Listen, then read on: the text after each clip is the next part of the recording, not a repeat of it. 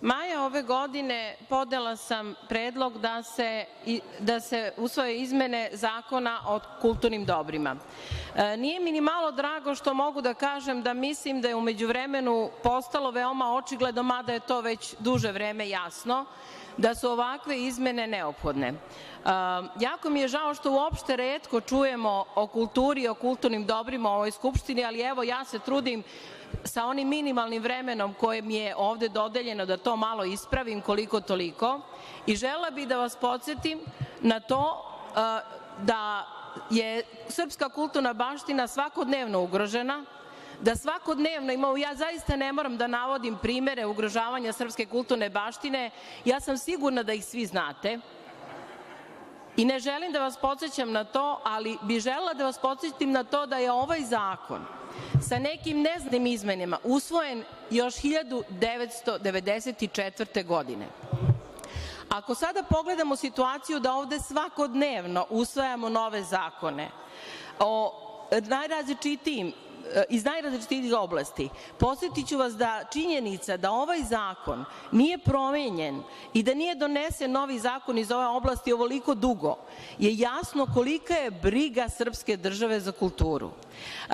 Mnoge moje kolege su se već pozivale na jedan citat koji se pripisuje Čerčilu, nije sasvim sigurno da ga on rekao, ali čak i ako nije, mislim da bi mi trebalo to da znamo i da se držimo toga. Ukoliko bismo izgubili bitku za očuvanje kulturne baštine, vi više ne bismo imali šta da branimo ovoj državi, jer praktično ne bismo imali možda ne državu, ali identitet naroda i države zasniva se na kulturi. Mislim da to svi kulturni ljudi znaju.